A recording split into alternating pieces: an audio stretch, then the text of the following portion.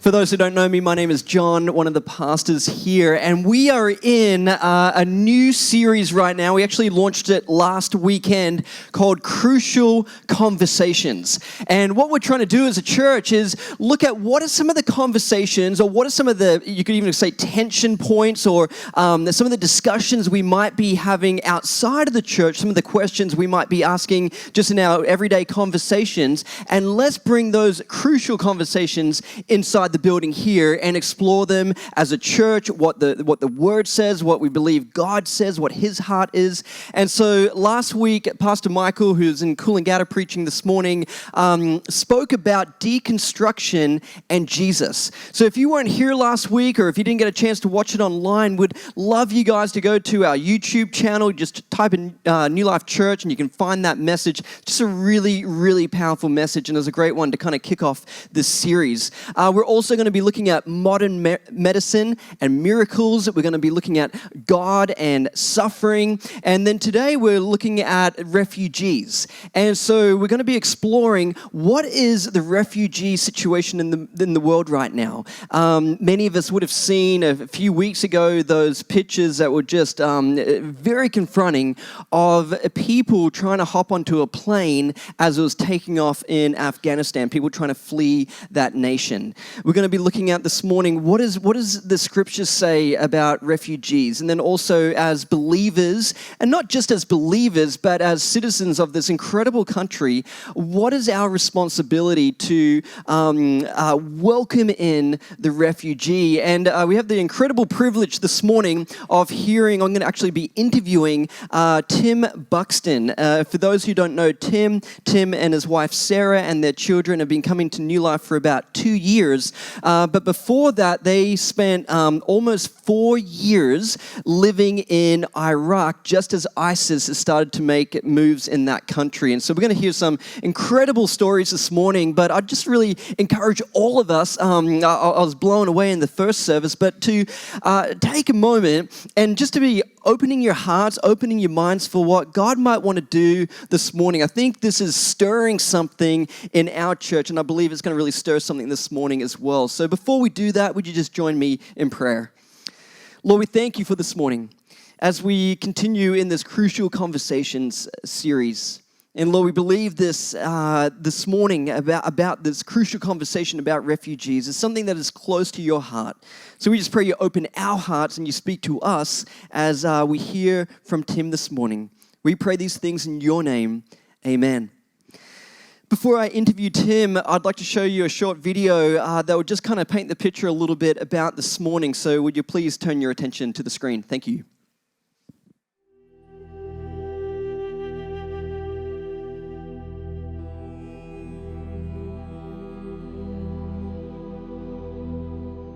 There are 80 million displaced people in the world today, and that's the latest statistics from the United Nations.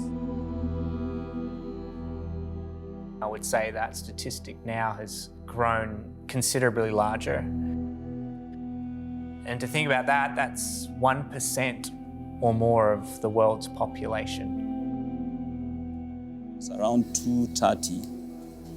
Then I heard my wife was just waking me up that, Daddy, wake up. These people have entered here. Then before I know anything, I just had some shots. Papa. A refugee is a person. Wherever you go in the world, a refugee camp is going to look very different. It is a place that's built that says everything that you are in is temporary. It's a tent. These buildings are not permanent, and yet you're expecting these families to somehow rebuild their life in a place when everything screams at them that nothing is certain, nothing is secure. Anything can be ripped down and taken apart in a moment. Compassion just fills your heart, like, what have these people been through? What have they seen?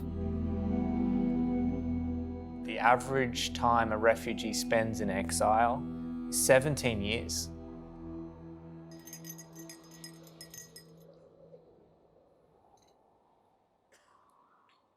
ما حسش غريبية وقالناك عم غريبية أنا ما في أنفقرن شنقال ما شنقال رزقار بقن فقرنش. We had been living in Iraq for close to 3.5 years, and we had been serving throughout the ISIS refugee crisis. We had the privilege of building and being a part of building several micro-refugee camps, a school, medical clinic, and delivering various programs. I learned community. I learned what it means to belong in a place where everything kind of screams at you. You actually don't belong. You don't know the language. You don't know the culture. Oh my gosh, the amount of mistakes I made and miscues, and you think you're saying one thing, but they're interpreting it completely the wrong way. Yet, the people we lived amongst in Iraq, they showed us nothing but acceptance and love and grace towards us, and so I learnt to belong. أنا أحب أطفالي، أكو وحدة يعني ما تحب أطفالها وتريد مستقبل ولادها وتريد يعني يكبرون ويتعلمون.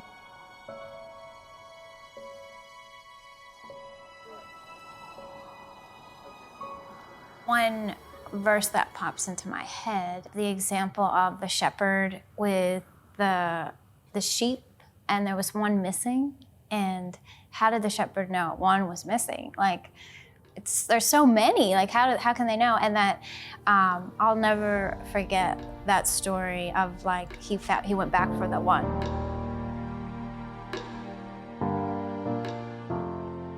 Would you go out of your way for one person?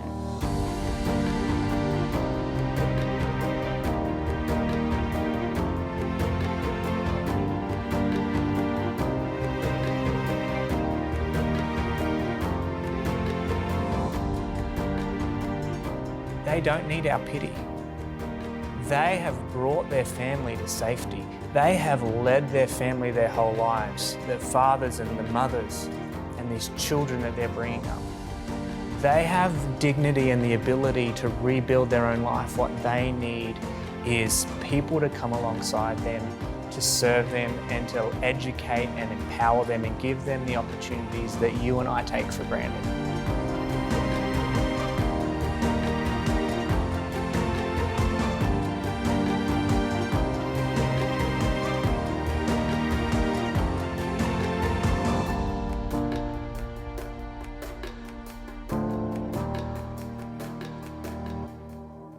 Will you join me in welcoming Tim Buxton to the stage?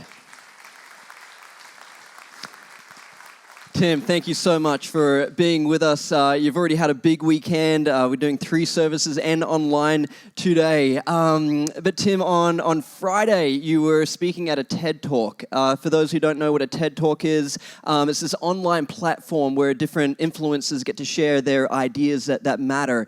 And so that gets streamed out to hundreds of thousands of people. So that was Friday. We've got 3 services today, 3 services next weekend. But I wanted to open this morning with something you said on Friday in your opening statement on that TED Talk.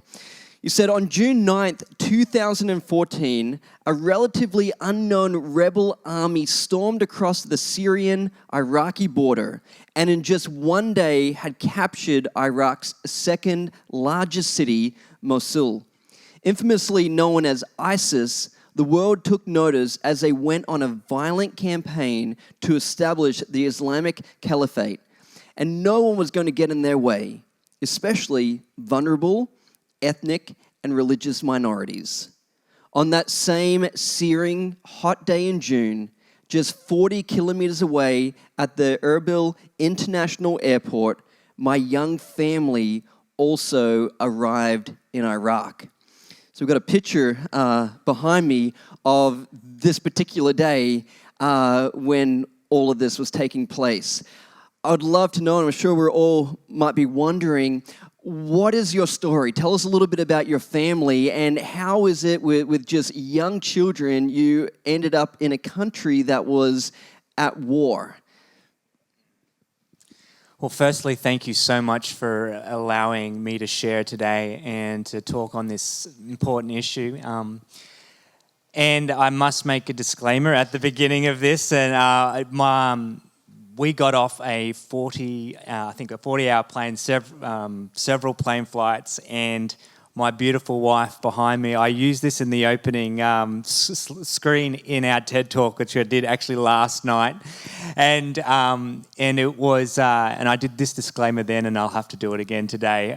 I didn't get permission to show this photo, so I'm definitely gonna doubling up, asking forgiveness once again. But she is my hero, and I want to take the opportunity again to acknowledge you, Sarah. You're remarkable, and thank you for following us and our family and where we've gone. But that day, my goodness, we were oblivious, to be honest. We had no idea, as you can see. This is the only photo we took because it was 45 degrees heat, and you don't want to be hanging around, and we had no help at the airport. We had all these luggage to try and make our way through. And so we finally drove the 2-hour winding road to this new hometown of Saram, which was through 7 army checkpoints and 3 mountain ranges, to this beautiful town of Saram, which I'd been before, and kind of felt great to finally, we'd spent a long time preparing for this, finally got there, and then the locals said, hey, guess what? ISIS has invaded, and we're just like, well, who are they? And everyone else is just figuring out who they are. And for the next few months, really, there's those moments in time when you face adversity and you realize I can either kind of run away or I'm just going to dig my tent pegs just a little deeper. And with the incredible hospitality of this town and the locals there and our colleagues that we came to work alongside, they made us feel so welcome. And, I'll never forget this but it was kind of surreal, and I never forget this story where there was this, in the home that we lived in, they're always bare empty. When people move, from home to home, they take everything, even the kitchen cabinets, get mounted off the wall and go with them to the next place. And so we had this absolutely nothing but tiles everywhere because it's a hot climate, but it's also snowing half the year, so it's very cold in the mountains as well. So you've got to deck your whole house out. But I remember this guy was fixing blinds in our home, and then the next day, this local guy was there in the local bazaar where I went in, and there he was, perched on the side of the road with his knapsack and a gun slung over his shoulder. And a few minutes later, a Toyota Hiace picked him up with a jam pack full of other local men, and he was taken straight to the front line to fight and protect that front line. And so, mate, it was a real surreal time for us as a family. Wow. I've met a lot of people who have packed their suitcases and moved to other countries, or quite a few of us have packed our suitcases in other countries and moved here, but I've never met anyone that's done that and moved to Iraq. What stirred that in you? There must have been a calling, a sense of purpose that both of you guys felt for moving young children over there as well. What was it that started that passion for you?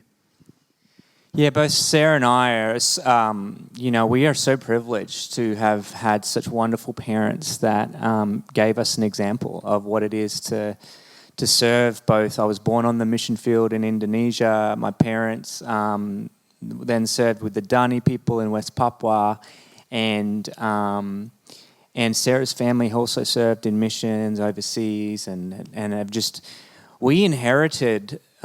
We can't lay claim to this. Look, I'm just a wonderful person. We were taught, we had so many people in our lives that have shown us along the way what it is to serve and love. But I think deep down there's always been this calling of, I want to go where no one else wants to go. I want to be for the ones that nobody else wants to really care for and even talk with. And so I've tried to follow that. I've not always done a great job, and I think we We always have our insecurities in life, but yeah, and the first time I went there actually to Iraq was because my boss, I was working in New York at the time, coordinating humanitarian teams, and my boss was asked to go to Iraq, and he's the missions director, and he said, I'm not going, but you can go, Tim. And I said, sure, count me in. At the time, my wife was pregnant with our first daughter, Eliana, and I don't know how pleased she was that I actually went, but I jumped on that plane and went to Iraq in 2010 and just fell in love with the people and the place, and I knew that one day God would bring our family there. And I remember coming back super excited to tell Sarah, hey, guess what? She's like, no. 3 years later, every few months I'd be like, could you just at least pray? And she'd be like, no. But she did. And God has a way of speaking to both of our hearts. And at the right time, God spoke to her and she said, let's go. And that's how we got there. That's incredible.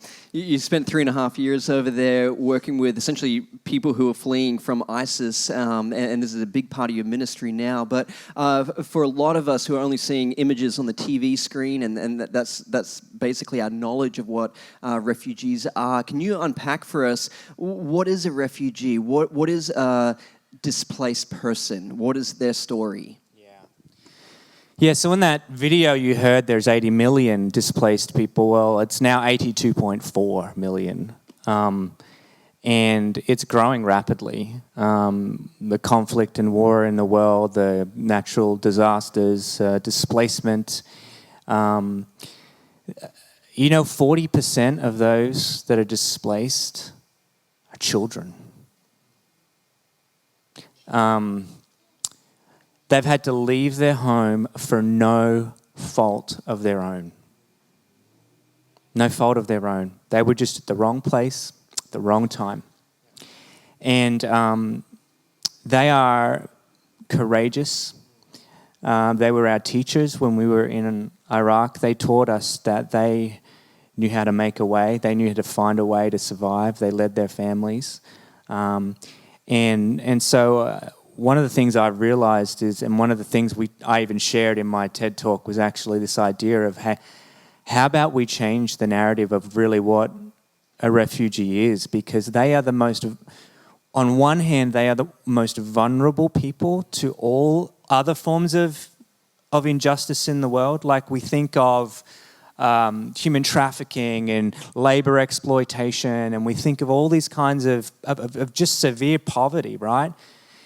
But those that are most vulnerable to falling prey to that are those that are displaced. And so our heart has always been, well, we want to go to them to make sure they don't fall prey to those kinds of other gross injustices that are out there. And so on one hand, they're extremely vulnerable, right? But on the other hand, they are the most creative, finding a way, making a way. So I posited, let's stop calling them refugees, IDPs. Who wants to be known by an acronym?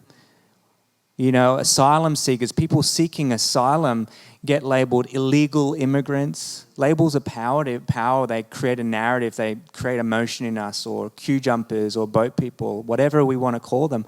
How about we start calling them waymakers? And so that's been a passion of mine, and something that I really feel called to. Amazing. I love that, waymakers. Something you mentioned in the video, you said, everything you're in is temporary. There's a picture behind us of one of these camps. What does it do to someone to know that their future is uncertain? They don't know what country they're going to live in. They don't know if their family's going to be safe. Everything is temporary. What type of effect does that have on someone? Yeah, there's that camp actually behind. We actually that went up in like 7 days, and there is a moment and a time when emergency housing needs to be put up, but quite often those camps, those situations become a prison for people, and we all love to go camping, right? We're Aussies.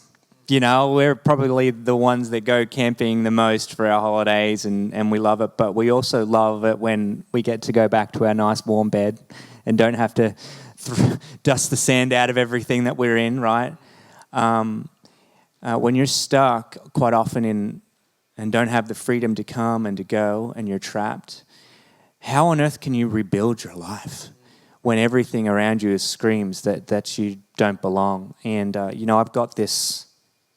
we actually had to evacuate at one point. The ISIS was getting closer to us, and our NGO just said, "Please get out as safely as you can." And that wasn't a fun experience for us as a family. But you know what I had? I had this. I had this Australian passport. I also had an American one. Proudly married to an American wife who also has an Australian passport too. But we had this. Now, I didn't earn this. I don't deserve this.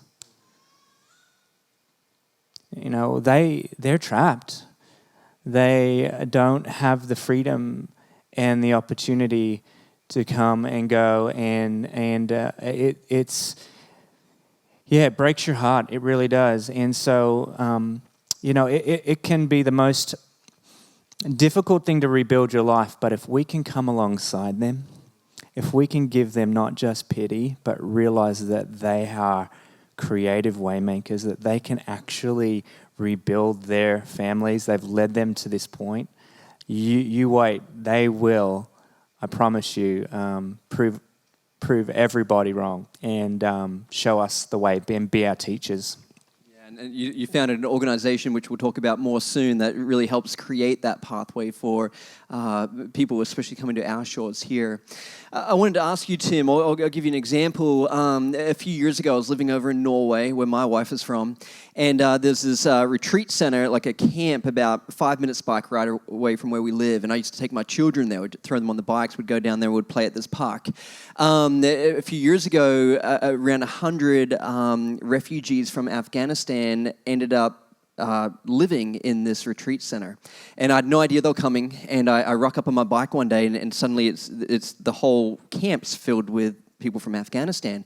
And my first reaction was one of, you'd almost say, fear of the unknown. I've never met someone from Afghanistan. I see these different things on the news, and there's this like elevated tension that I suddenly felt. However, I still went over. I went to the playground, started talking to some of the parents. Our kids started playing together, and this sounds so weird, but my thought was, these guys are just like Aussies. There's such a warm culture. They're really, really friendly.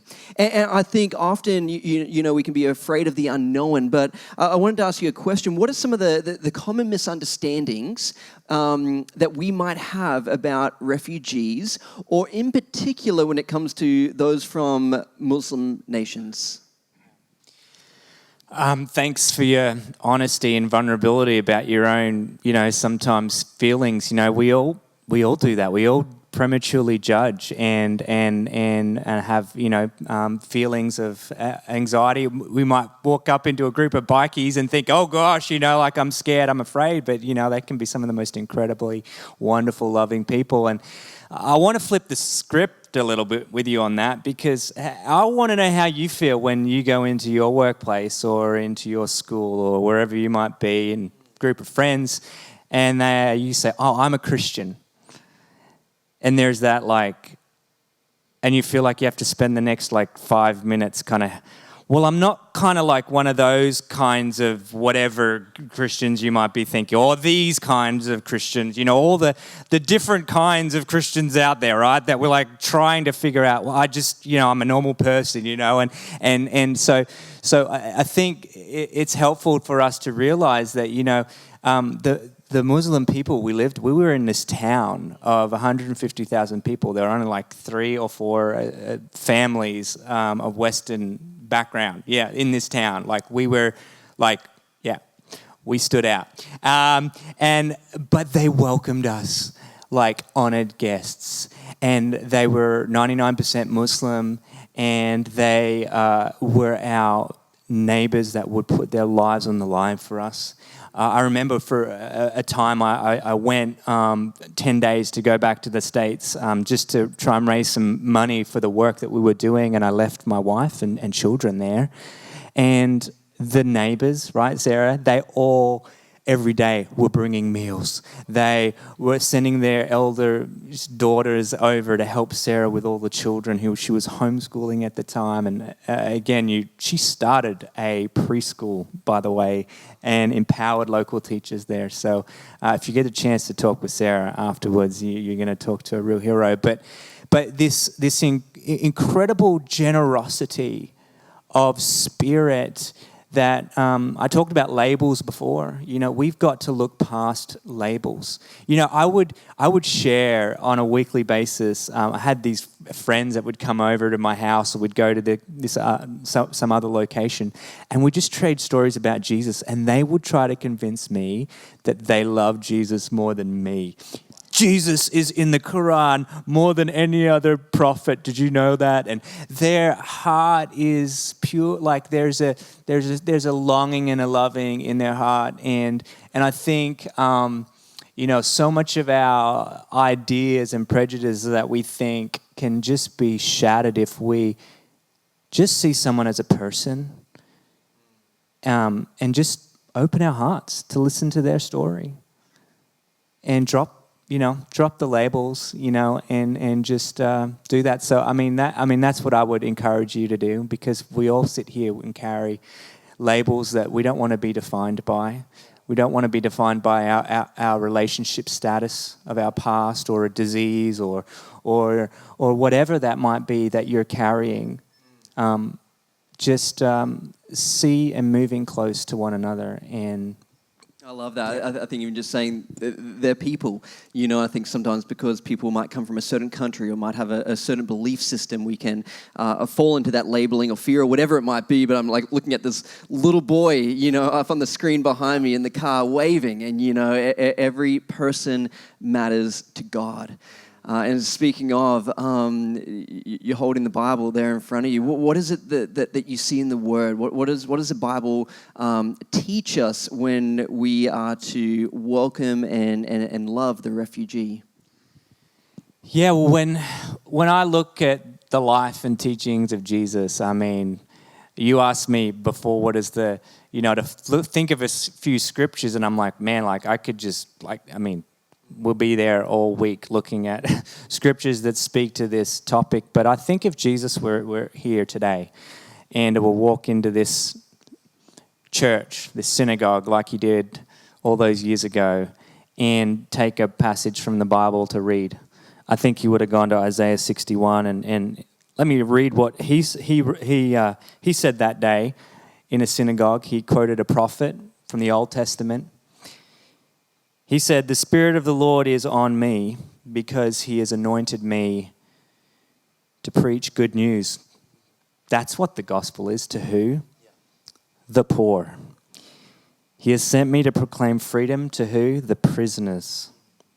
And recovery of sight for the blind, and to release the oppressed.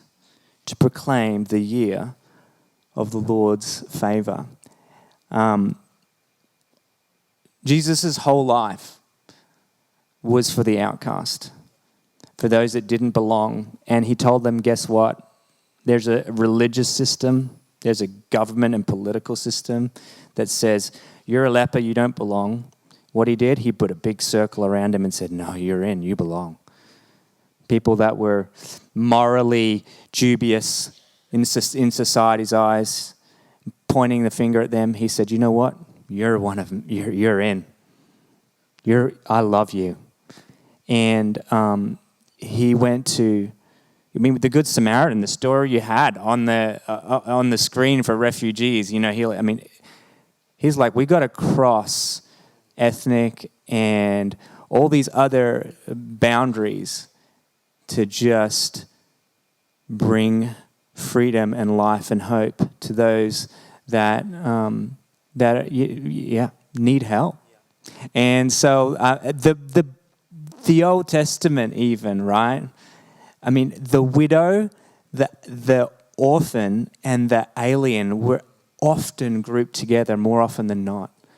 And so all throughout the testimony of this book that I'm holding in my hand is this heart for the foreigner, for the stranger. You know, there's actually a Greek word. There's 7 Greek words for love, and one of them is xenia, and that actually means love for a stranger. It's this hospitable love for a foreigner. And I think many of us forget that is the very heart of God, is to not forget the stranger and the foreigner. They actually built cities of refuge for people trying to flee. Just incredible. I love even just the way you're saying that the heart of Christ is that you belong, that all of us, that we belong in the family of God. And then also, that's the name of your ministry, your organization, is you belong, that people who are coming to our shores, even though they are from different countries and different cultures, that they can have that sense of belonging as well here.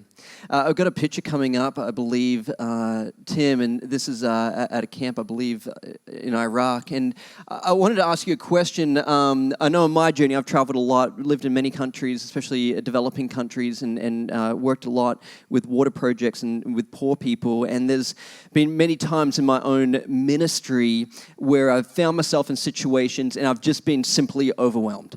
It's too much, the poverty is too great, what can I possibly do? And just been many times in the last 15 years where I've been in those situations where my environment was a little bit different from yours, but here's a picture of you just contemplating, looking out over a camp there. How do you wrestle through the tragedy and the challenge and the uncertainty of some of the things that you and your family have witnessed?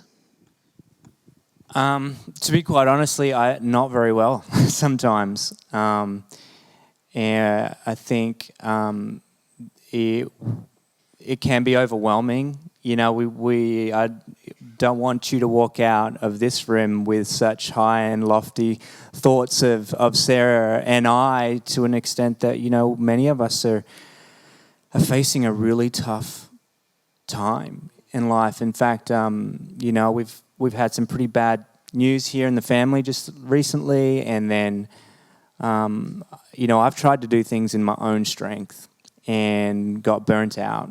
Even this year, there were times where for like a couple of months every morning, my anxiety was so bad that I would be throwing up every morning. My kids would just... my youngest, I remember, he just looked over at me and he would think it's funny. Daddy go, But, you know, I want you to know that we can't do this in our own strength, you know, and we can only do this as we really lean on God's Spirit. We talked about refugees being waymakers, right? The greatest thing is we have a waymaker who is inside of us, leading us on as we allow him to make a way for us. So just want to encourage you, don't always might not be the greatest answer for you in that question, but don't always have get it right. So, yeah. Oh, no, I really appreciate your transparency. And that wasn't planned. That came out in the first service, and I think it even took you off guard. And I said, no, I think that's so important that people realize, you know, we see these amazing pictures up on the screen, and you know, in many ways, you're doing incredible things, but there's a cost to it, and there's challenges with it, and sometimes it is overwhelming. And I think to recognize the reality of that is just, it's sometimes just what it is. And I love what Sarah was saying in the video, just, you know, how Jesus goes back for the one. And I remember even in my own experiences, sometimes just similar, just overwhelmed by what I'm seeing and what I'm doing, and just like, am I even having an impact? But then there's one, and then there's the next one, and then there's the next one, and just I feel God just gives me in my personal journey just that heart to keep going a little bit further and then a little bit further. But yeah, really appreciate just your transparency and openness with that question. Just ask for help too when you need it. just ask for help. Sometimes that's the bravest thing you can do. Yeah, that's great. You started an organization a little while ago that's based here and I believe in America as well, called You Belong, which is helping us engage in welcoming people. So share a little bit more about that and how it started. Yeah, so we came back. We actually had to evacuate again from Iraq. There was quite a lot of political tension. And all the land borders were closed, and we actually got one of the last flights out. We were going to decide either to stay or to leave, but Sarah was pregnant with baby number 4, and so we were like, okay, let's just go. We were planning to go home for a break to have the baby, so we just literally packed up in 12 hours and left, and haven't been back since. And well, I have, but.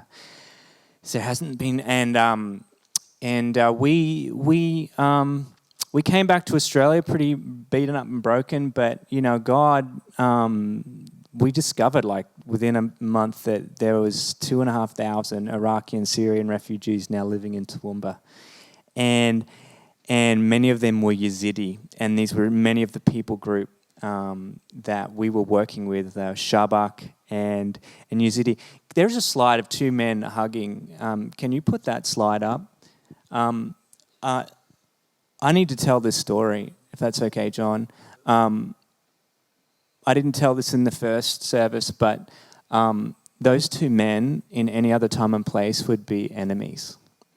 One is Shabak, Shia Muslim, who had to flee his town. He took his group of 23 family, left within an hour before ISIS came into their town. They were ratted out by their neighbours.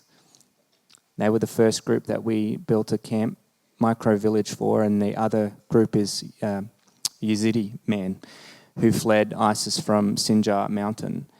And they lived side by side for 3.5 years, shared pain and sorrow, and that is actually an embrace of them having to say goodbye, because Mosul was liberated from ISIS, and they were the first ones to have the courage and the resiliency to go back to their hometown and rebuild their ravaged town after ISIS had been kicked out.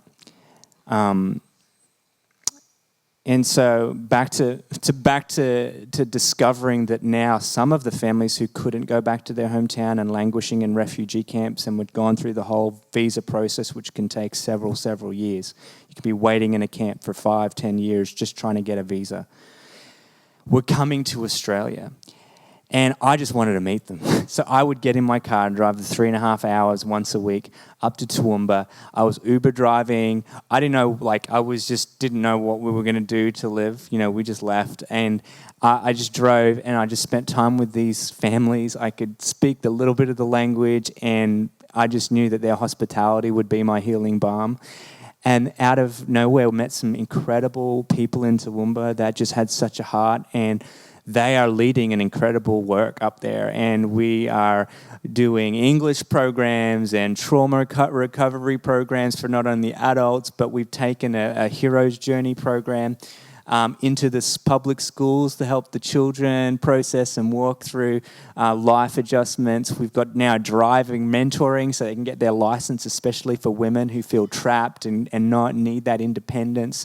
There's so many things happening. People have a heart to serve, and it's grown, and we hope to expand it not only here, but around the world where refugees, and we still have a heart for 85% of the world's refugees are living in undeveloped countries where they can't even care for their own citizens. And so there's still a part of us that want to be part of that too, and be a help where the need's the greatest. But right here on the Gold Coast, interestingly enough, this was just before COVID, but I think it still stands. The government had made a decision that 50% of all future refugee settlement were going to be in regional zones like Toowoomba and Armidale and Wagga and these other towns. But guess what? The Gold Coast got reallocated as a regional zone so that it could be a future recipient of refugees. So I think we've got an opportunity before us to be part of something great. When you mentioned that in the first service, my mind just started going, what does that mean for us as a church or a family of churches, to respond to those who are coming to our shores? And there's a video we're about to show that I think really captures the heart of what you guys do with your ministry. So why don't we just take a moment and watch the screen?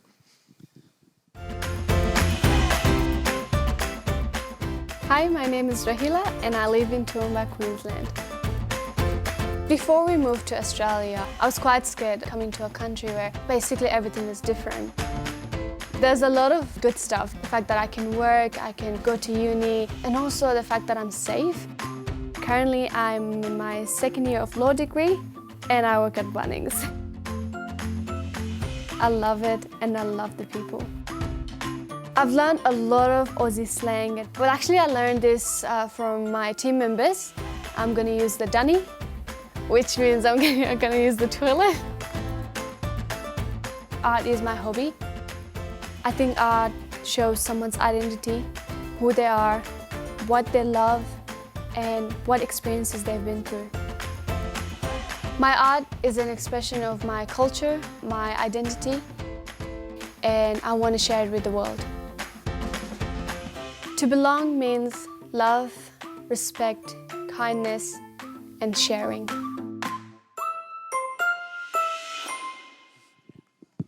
Isn't that a great video?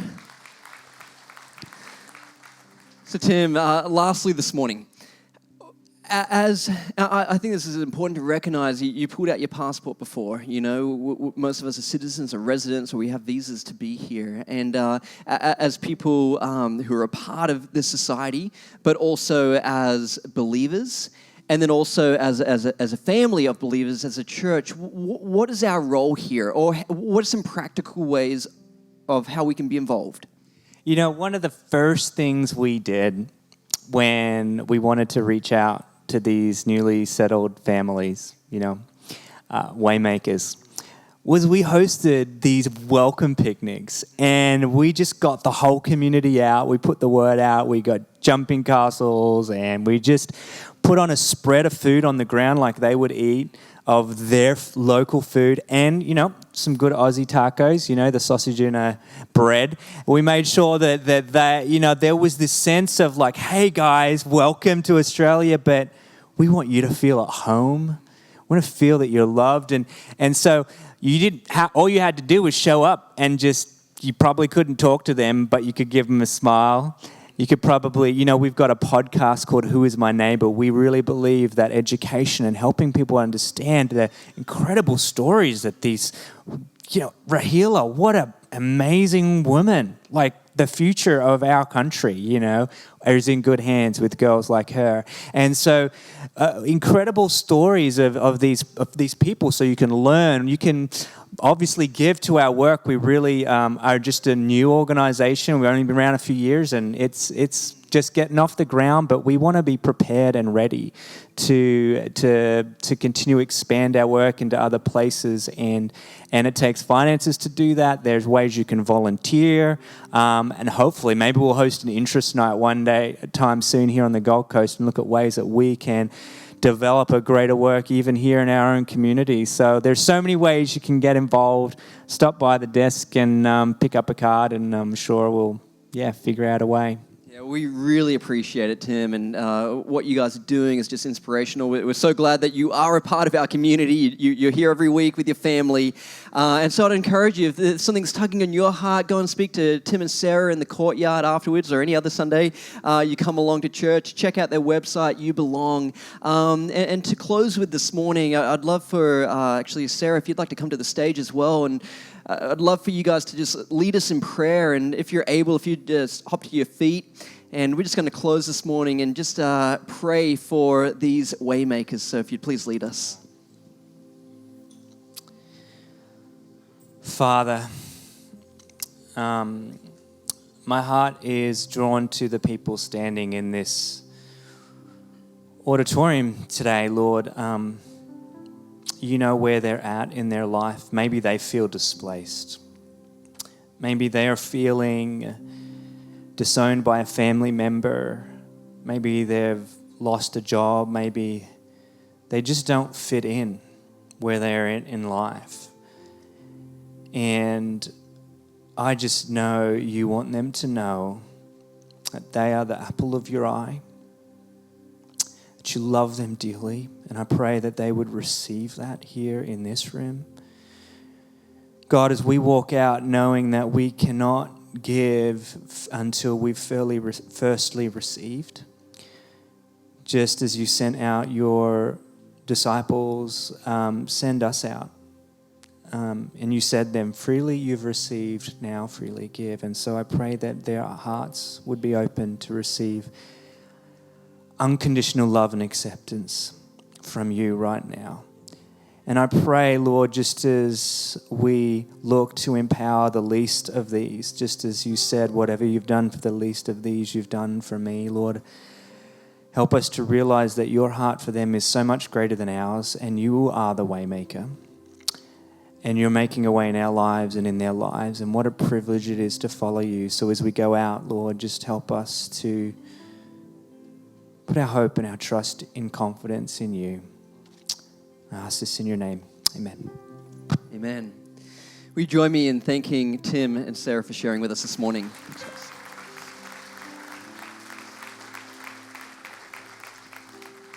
We're going to respond now in worship, and I love this. A little over an hour ago, we found out what the song was going to be to finish the service today, and it's called Waymaker, and we had no idea.